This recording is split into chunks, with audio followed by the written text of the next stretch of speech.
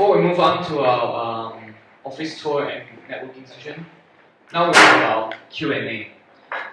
There will be a moderator, Kiwei, so put forth any question you want to ask. Thank you, Robin. And I hope you guys enjoy the session. And yeah, I can see that everyone is very diligently taking down the notes. So later, we're going to open the floor, and please state your name and the institution that you're coming from, and the speaker said you can ask anything. Okay, anyone? You can go to the standing mic there. Okay, then, yeah, please. I will ask the question.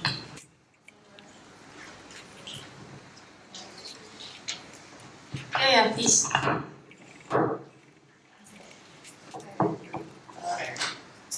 Sorry, I'm not right. Yeah, I'll just start with one question there. I'm in-house lawyer by profession. What I would like to ask is that does it go by the nature of the case that you to determine whether you need to be a peacemaker or a troublemaker? Does it go by the nature of the case?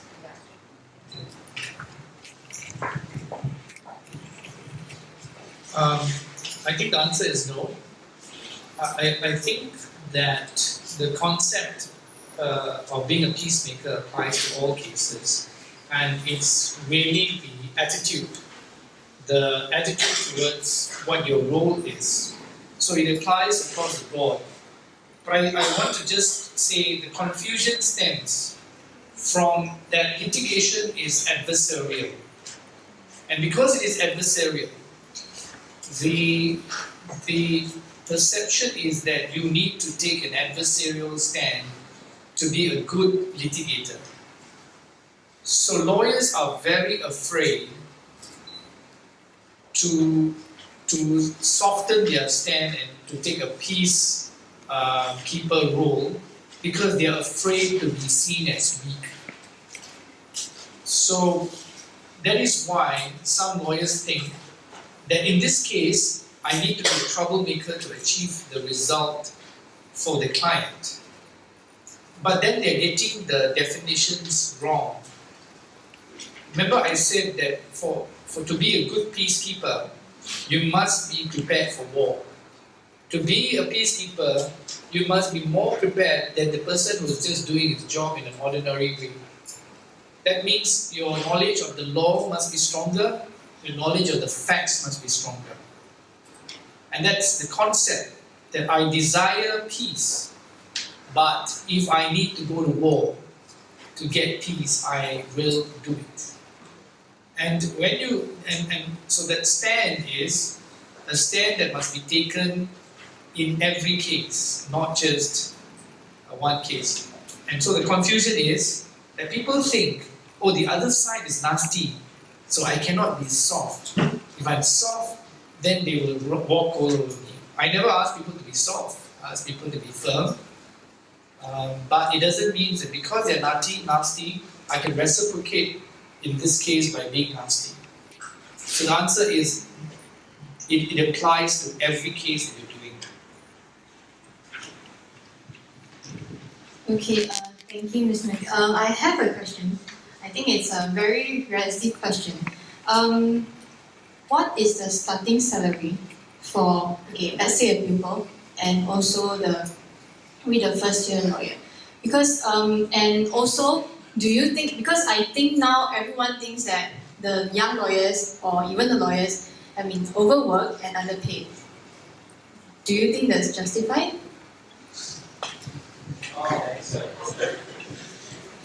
One of the things that we've done here is to actually have all the rates of our lawyers up on the website.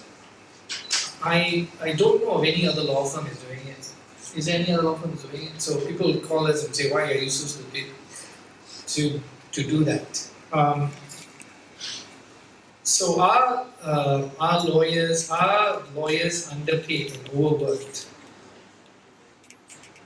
I suppose they would be underpaid and overworked in some law firms. So I think that if we ask ourselves what, suppose in Kuala Lumpur right now, if you're a lawyer, you'd expect, I suppose the law firm that you're working for would expect that you have a car to travel. So that means if you went to buy a car, you probably will be sending something like $700, right? I think on your car installment. You'd have to have a place to live. That will take another 1,000 ringgit off your salary. So when you add this all up, you'll find that working in Kuala Lumpur requires a certain amount of salary just to keep up with just an expense. So one of the reasons why we said that we wanted to put our pupillage at $3,500 is because we are looking for people who are independent. So we cannot expect to hire people who are independent when they are relying on their parents' money to survive.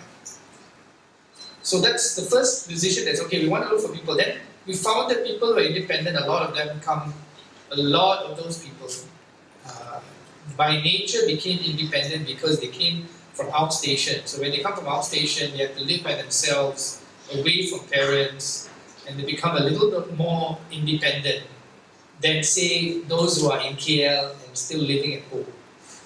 So we had a lot more candidates that were from outstation. So in recognition of all that, we decided that we will give a pay that meant that they can be independent, pay for their car, and during their pupillage, we don't want them to be relying on father and mother. Just because for us, independence of mind and thinking is an important element for lawyering, maturity. You're being asked to help solve other people's problems. So you must look after yourself. So to answer your question, that's the reason why we pay at 3,005 at pupillage, and then at entry level, $5,000 to start off with. So that's what we think. The market now, I suppose, has moved up. Before, when I started, it's 2,800 ringgit. And for a long time, it just hovered there. Another reason is that, law firms almost like until about 10 years ago, the three large firms in the country dictated where the benchmark of the fees were. So that was Shutlin, we call that 3S. Shutlin, Shirt, and Screen, the 3S. So now the firms have broken up into so many bigger firms, right? But when I was practicing, there was only three, the 3S. And these three firms almost dictate the price mechanism. So if they would be the highest, then everyone will just benchmark on them. And that has changed, and I think so much for the better. The market will determine now. So some of my friends will call me and abuse me, say that I spoil the market for paying so high for pupillage. So that then my explanation to them is, if I'm wanting somebody who's independent, I don't want somebody who's asking money from their parents. How can you pay anything less than 3,500? For them to be independent, for them to feel that they're en route to become a lawyer. So, are they overworked? This is a problem. Lawyering is so hard that I have mixed views about work-life balance, right? What is a work-life balance?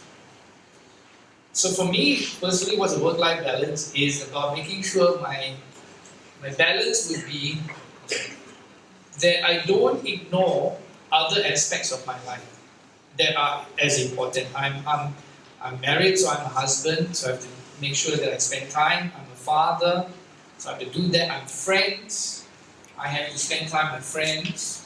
So when you really think about it, what the other aspects that are important are your relationships.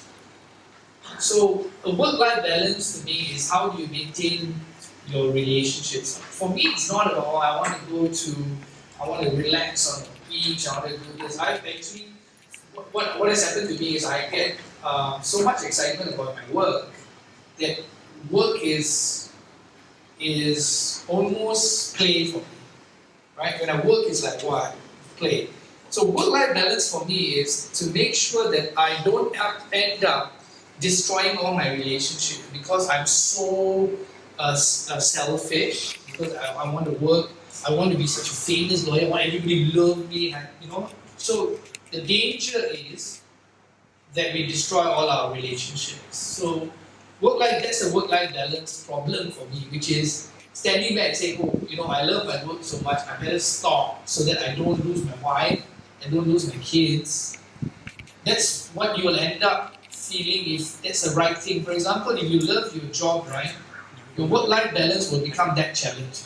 You love your job so much, but hey, I don't think it's worth losing your children and your family for it. But when you're young, the problem is more of comparison. When you really think about it, if you're doing what you like, you're not going to ask for work-life balance, right? It's only when you look at other people and say, she's the father working at a bank, earning 5,000, I'm earning 2,000 bucks, going home at 4 o'clock and having coffee, what is a coffee club? Whatever, then can afford to buy the bloody cakes I can't afford to, right?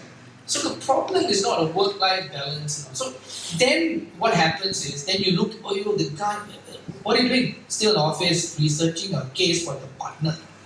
Don't know lah, he's not here, he told me he'll come back. Sounds familiar, huh? He told me to wait, it's now 10 o'clock, don't know whether to go back or wait for him, but go back. So what kind of life is this? My friend is in a coffee shop. But when you think about it, right, if you like what you're doing, the work-life balance is not about comparing and saying, shit, my life is so bad, I'm here in the office doing research. And the work life is about this. It's about the fact that if I continue to do this thing which I like, because my partner wants me to do this again at 10 o'clock, I'm going to lose my friend. Who I said I'm going to have coffee at 7 o'clock and I'm still in the office at 10 o'clock.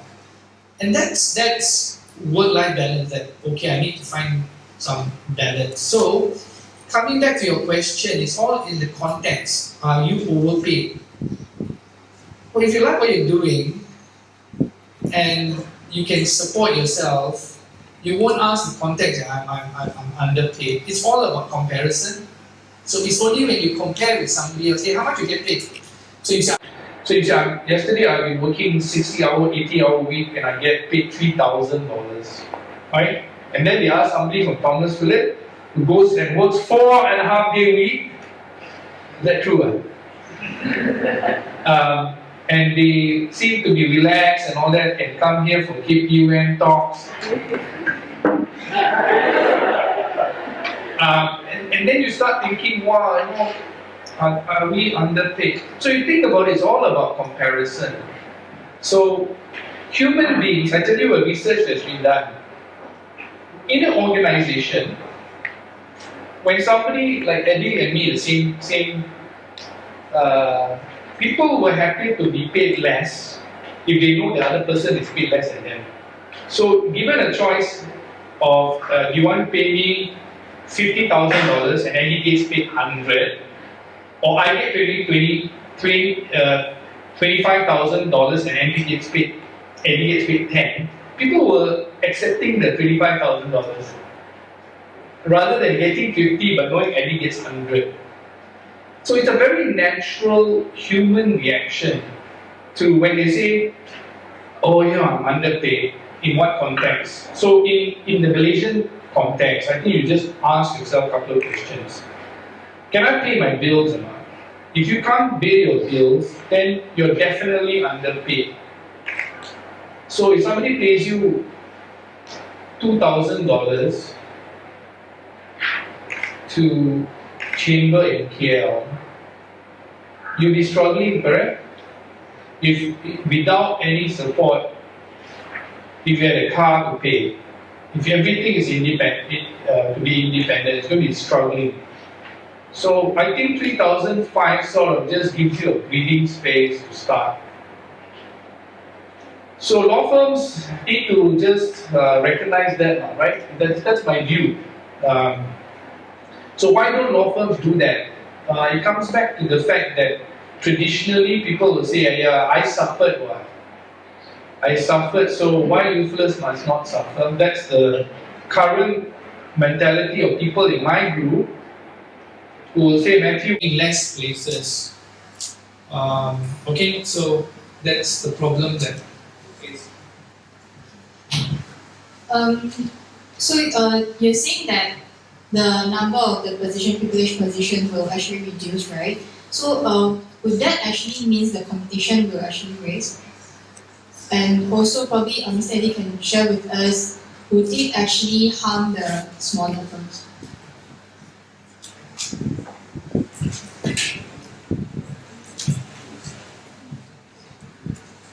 Well, if you think statistically, we have more and more law school, and yet, if law firm is not,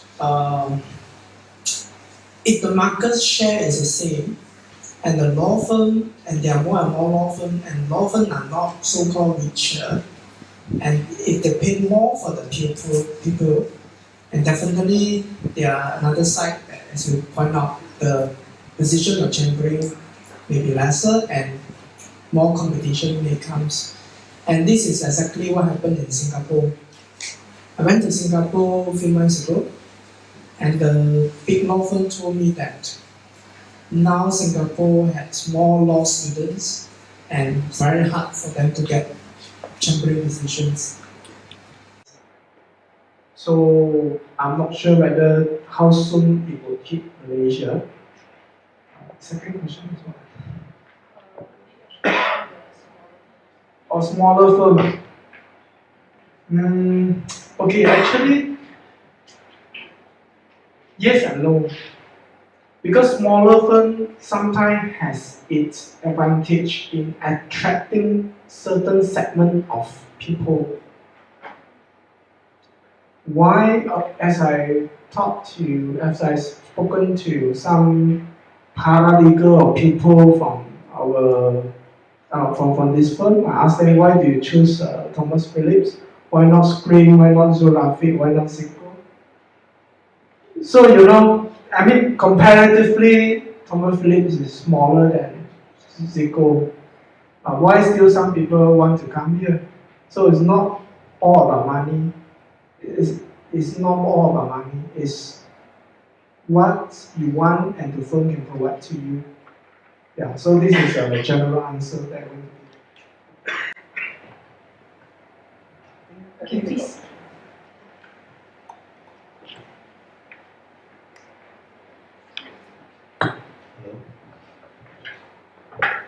Good afternoon, Mr. Matthew. I'm Thomas Lee from Harvard University. I have some concerns is that from students from private universities, most of us are from UOL or from the UK transfer program.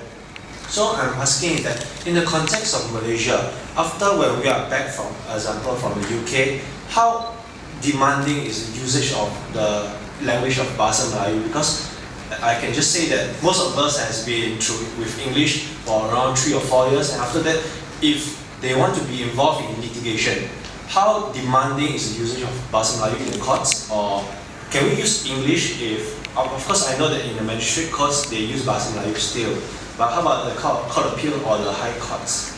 Alright, thank you. Okay, as lawyers, right, we have only one commodity, and that is language. So the reality of the situation is, I think you have to love 2 languages at the very minimum. You have to love Bahasa and you have to love English. So the reality is that as we go further, so magistrates court, sessions court, in the next 10 years, I predict there will be more and more courts in the High Court that is going to demand Bahasa Malaysia. So that's going to be the reality of the coming years. So we're seeing the last, maybe in the next 10 years, the fact that the courts, the High Courts will be more and more Bahasa. Why? In fact, if you go outstation, if you go to outstation, you find most of it already Bahasa. The High Courts already in Bahasa. And then in KL, maybe a little bit more English. So my answer to this is don't fret. The good thing about language is language can be learned. And don't think about the past. So, some of you say, oh, I was Chinese educated. All these things that we think that are going to stop you from doing better. So my answer is that don't worry too much about it. And the reason why I say that is all this can be learned. So just accept the reality that you have to be very good at 2 languages. And isn't that wonderful? Because it's all up to you.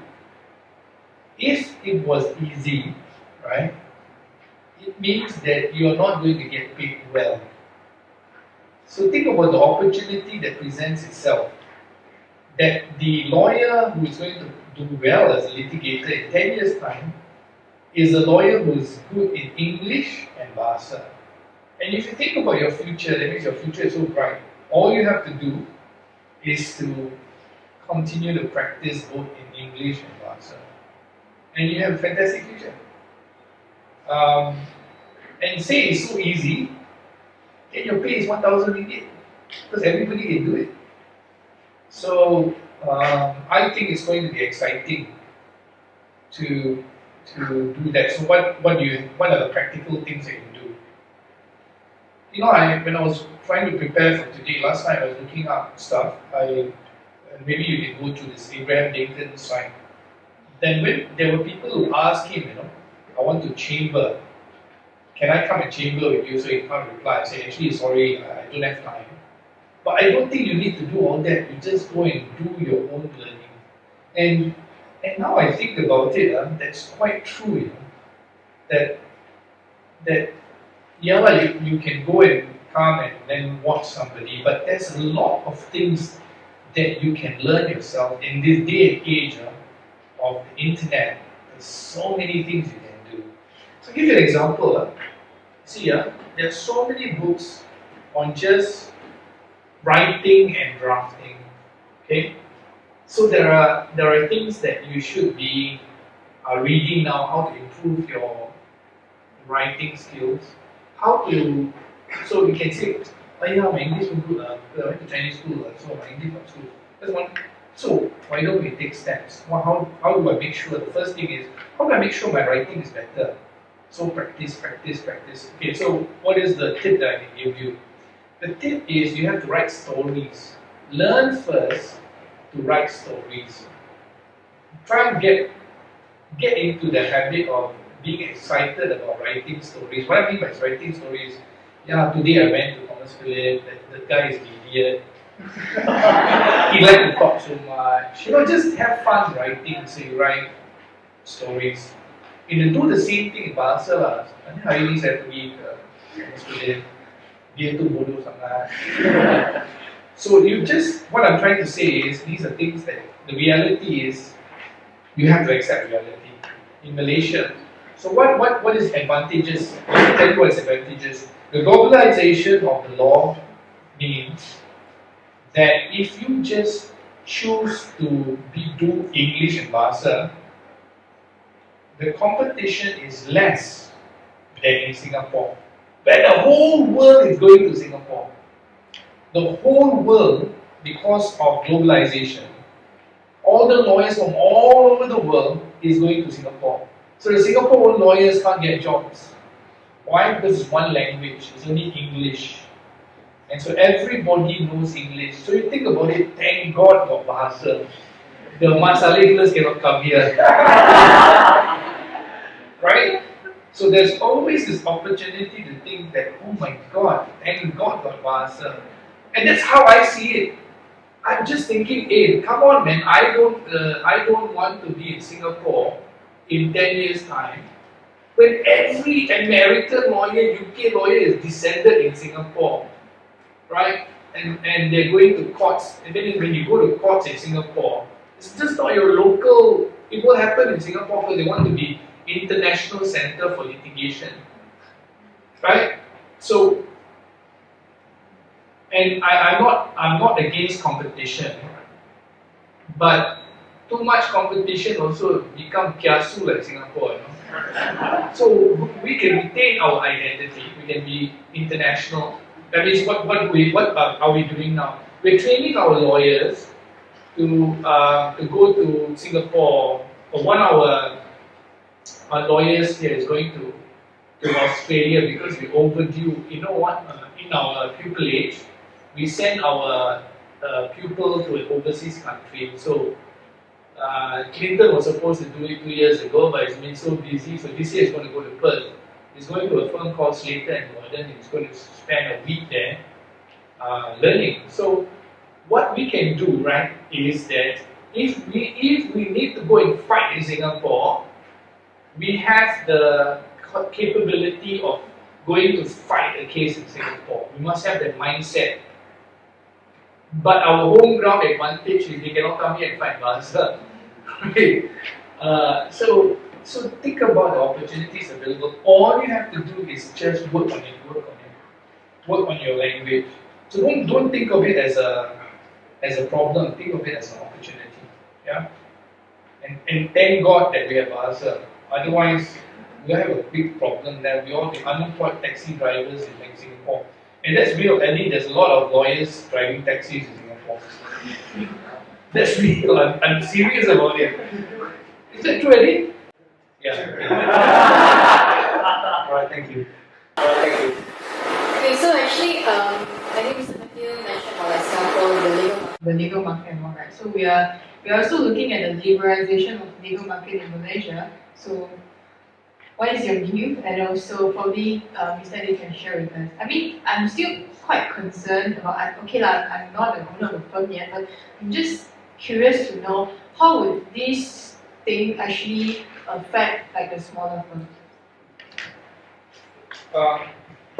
Liberalization of the law. In Malaysia, arbitration now is open up so that other law firms, other international law firms can come and operate. As far as law firms are concerned, the smaller law firms is probably going to be a little bit more protected than the larger firms. The larger firms will feel the impact. What is the impact?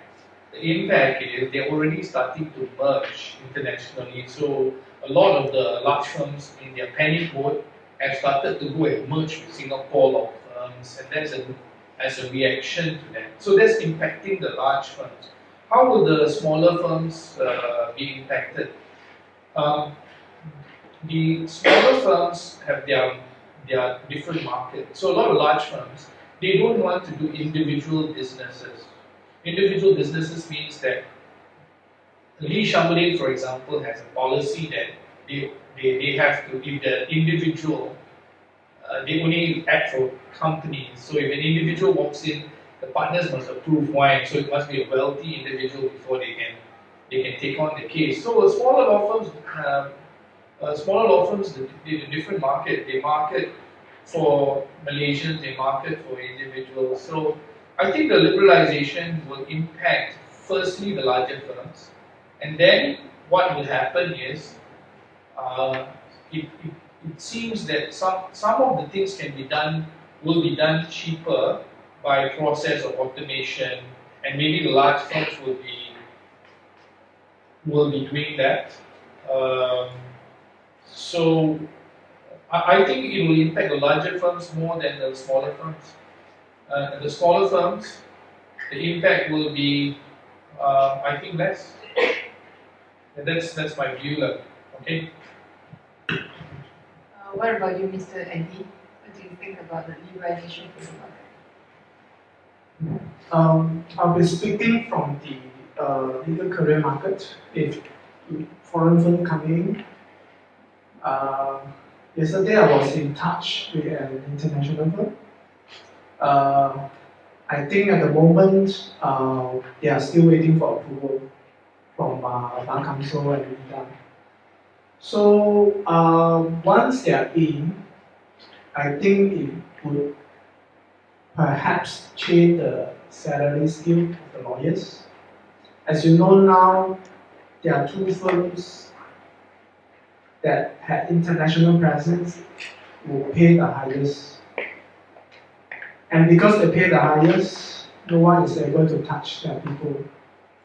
And many large firms have lost their people to these two firms.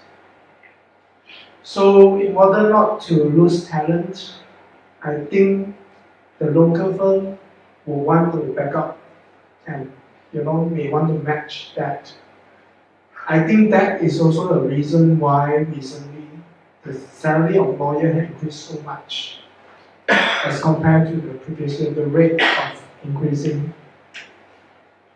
So and I also received a lot of applications from talented lawyer. They're asking me, whether the international law firm already in, they want to be on board.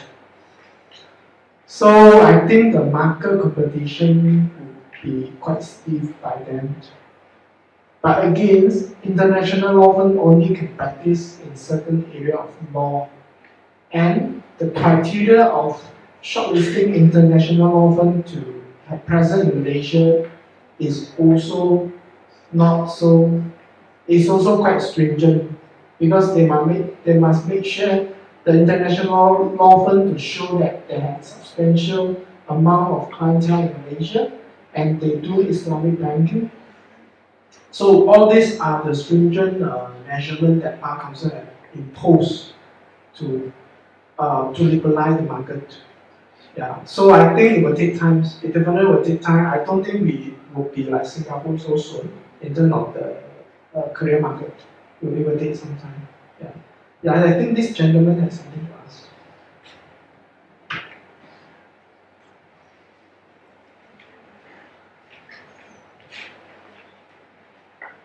Simply because the title of the talk today is about Peacemaker, Litigator as Peacemaker or as a Troublemaker.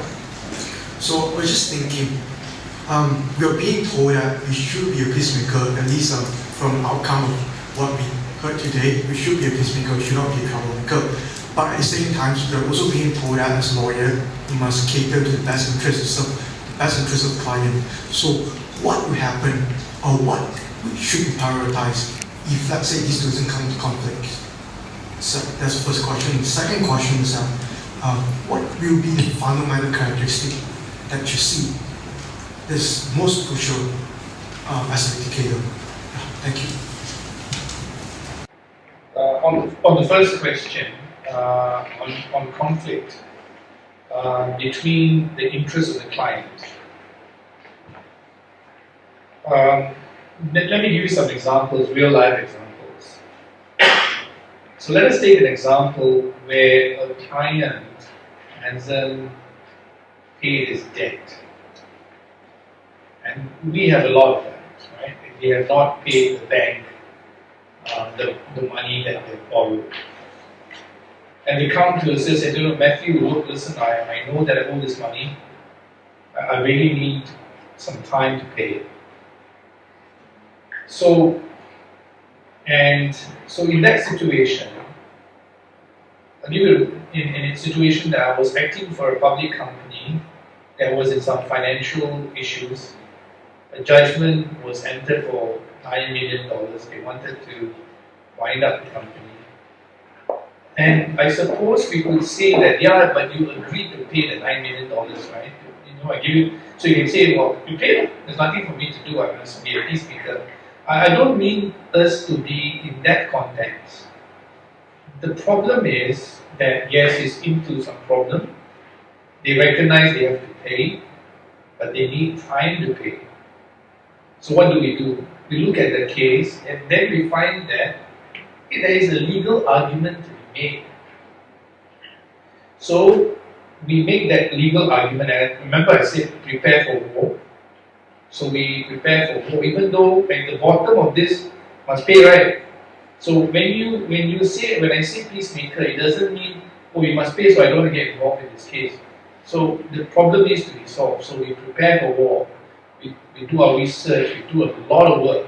After we finish that, then I contact the other side, which is a very large firm acting for a Japanese company, and then I open up the discussions to say, you know what, I think we have a very good legal argument to take. So the point is, I'm still approaching as a peacemaker. Client cannot pay the 9 million.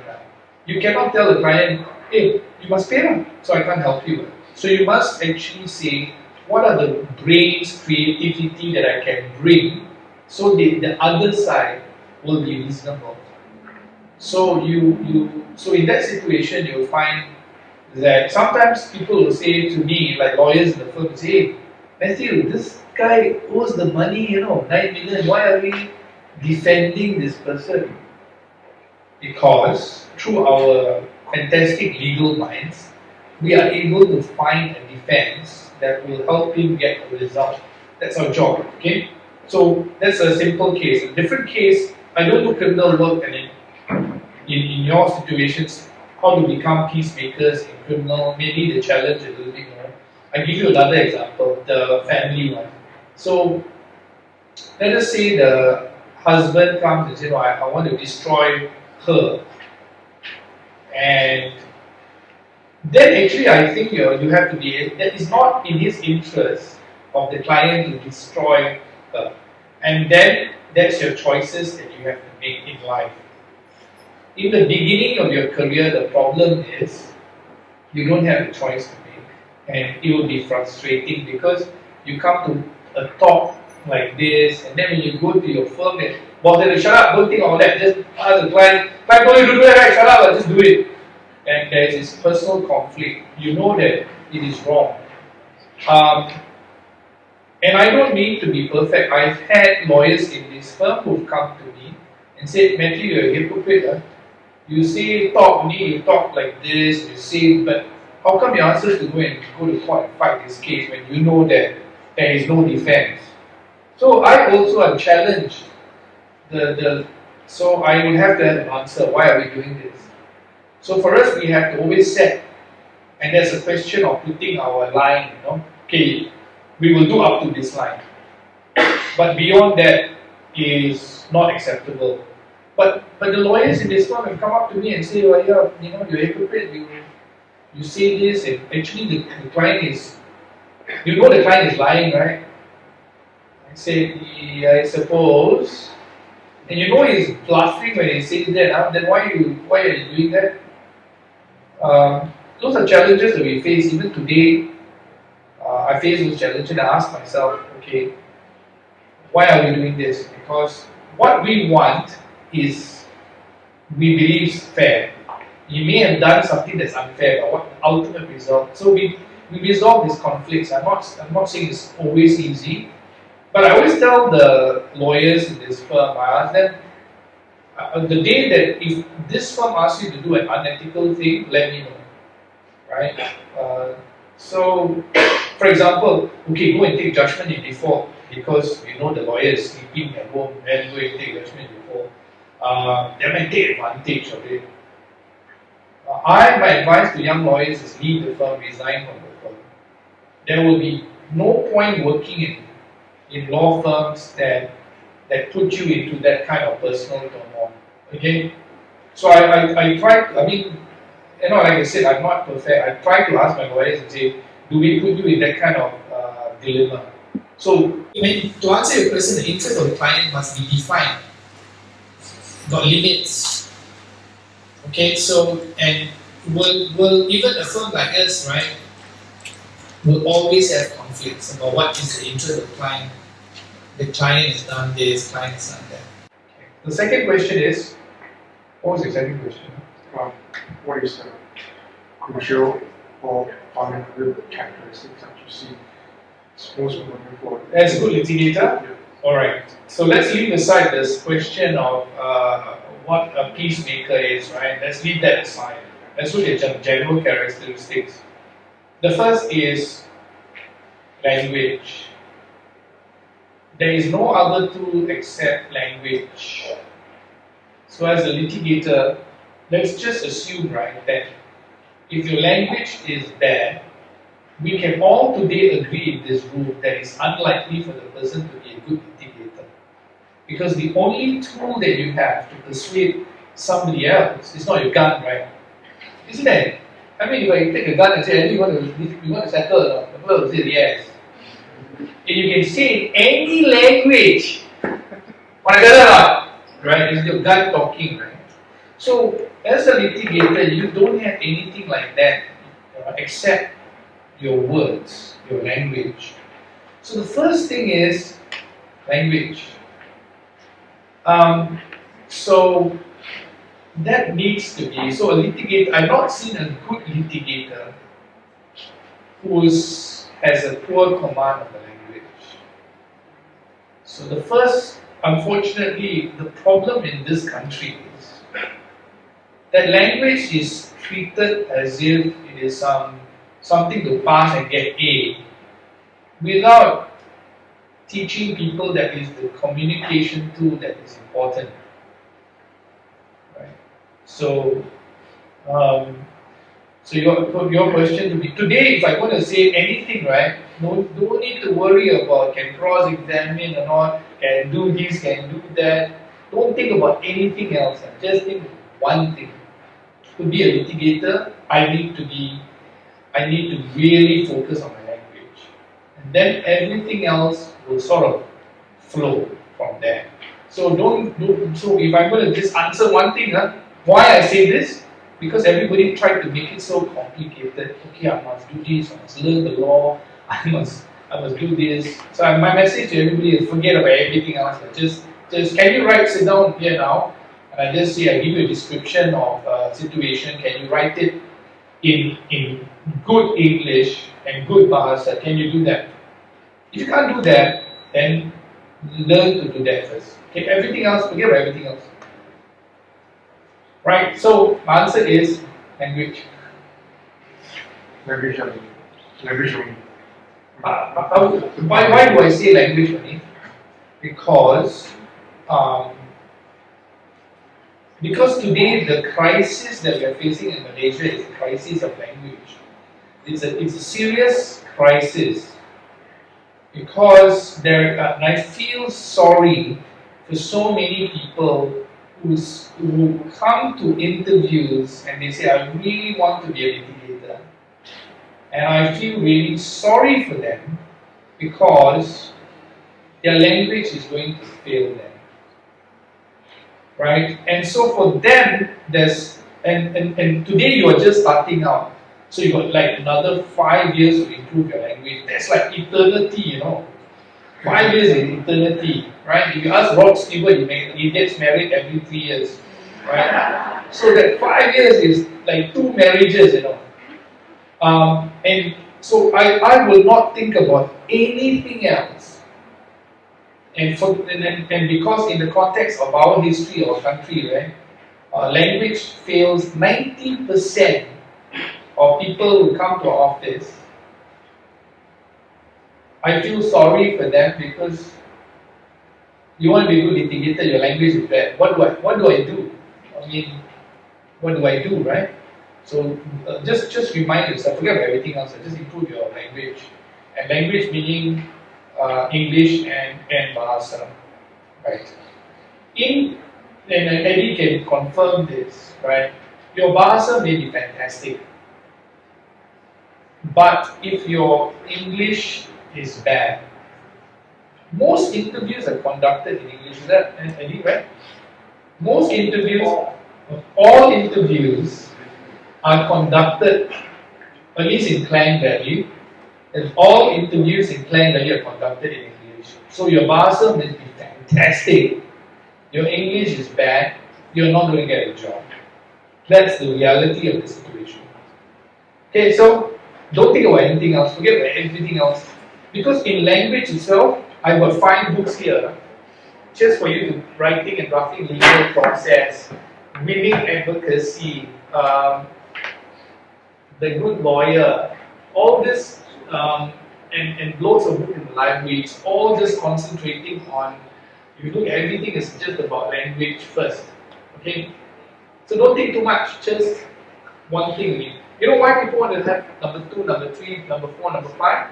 Because they want to believe that if I do 2, 3, 4, I have a chance. I'm telling you the truth now, there is no chance. Okay, thank you. Thank you, sir. Any other question? Okay.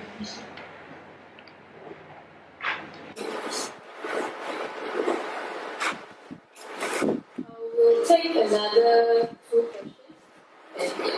Hi, Kelvin Tan from ADC. So I recently read an article shared by Mr. Eddie Marty Lawyer. It was regarding Edmund Bond and his idea for a template.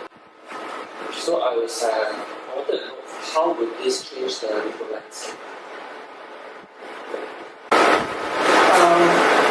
My view is, if you look at countries, other countries, some of them already do it. And my personal view is, to a certain extent, it's doable. You know, when I post up the articles, there's so many lawyers against it.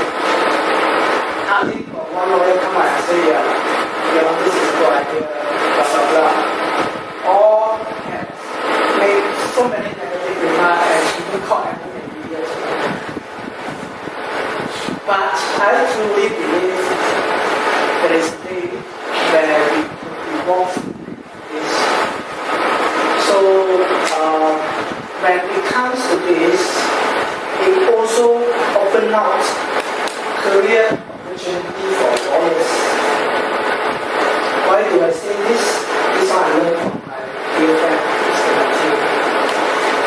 Because he has gone through which I also agree. And not everyone are meant to be top lawyer in the countries. And as I say, everyone has different passions. And if you have a law degree, and if this thing happens, even though you are not passionate about lawyering or you are not very good in lawyering, you still have another alternative of doing this. Doing this, you can be the one who implement the system, you can be the one who manage the system, because some people are very good in management, in creative thinking, in many ways, but they are just not so good in lawyering. So, but they have a law background, so it opens up the opportunity, which, I can affirm this is because many companies come to me, even though they are not hiring people to give legal advice, they are not hiring people to draft agreement, but they want people with law background. Because they believe that lawyer has those who have gone through legal training have certain criteria that they want. For example, recently I have 2 vacancies which nothing to do with law. I have an executive assistant vacancy where the director wants a lawyer to do it because the candidate had to liaise with judges, bar counsel, and lawyers because they own a law publishing company.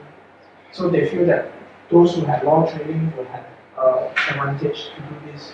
So this is a perfect opportunity for someone who don't be a lawyer, but yet they have that kind of relevant background.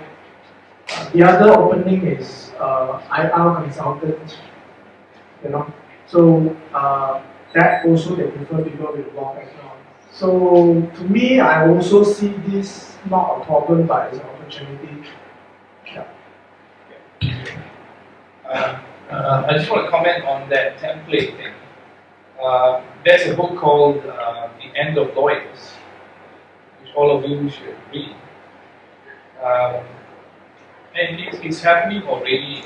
So what Edmund was talking about is the end of lawyers and the commoditization of lawyers.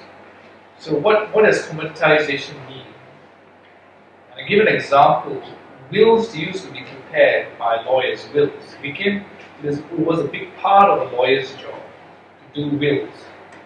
Today, there are will companies like Rock Wills who prepare wills, and they have templates. They have 100 templates. Why is that possible? It is possible because of the internet revolution that we are facing. Internet and computers will make it possible to have 1 million templates for wills, and no lawyer can beat that. No lawyer can have that in his head, but a computer can have 1 million archived. So you can go in there and say, I want a will for something like this, something like this, something like this, and they pop up and say, these are the 10 closest wills, and that 10 closest will be far superior than if somebody started on scratch. So Edmund is right, and I am a firm believer that that's the direction that legal services will go. And that is one of the reasons why I decided for this firm, we will stick to advocacy, we will stick to dispute resolution. Because in dispute resolution, there is still, in some of the areas of dispute resolution, it's been taken over by template. Why do I say that? Because banks are now hiring lawyers.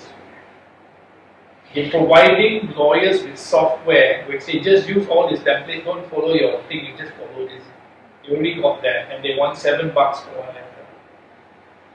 So in dispute resolution, it will be the kind of work that we do. We decided earlier on we're not going to work for banks, we're not going to work for institutions because, and the reason why I made that choice is because if you make sure you stay away from institutional work, you're the last one to be affected by template.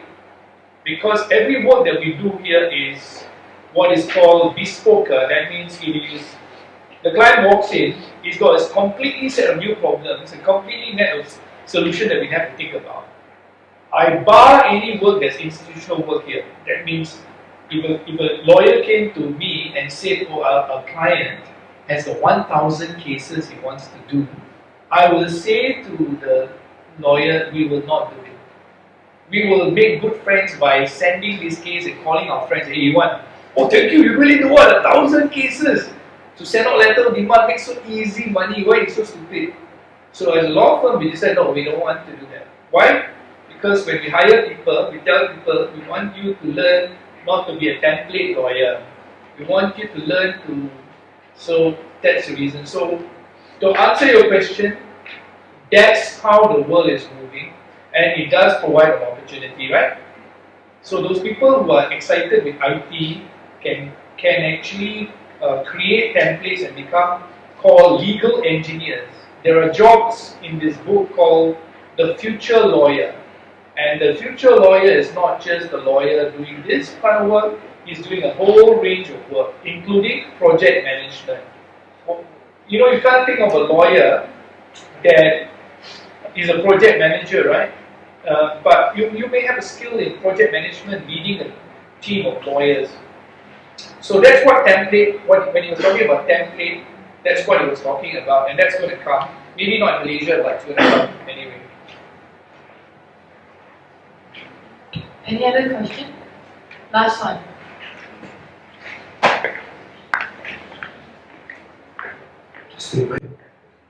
Good afternoon, everyone. I'm Saini from University of Malaya. I'm first year student this year.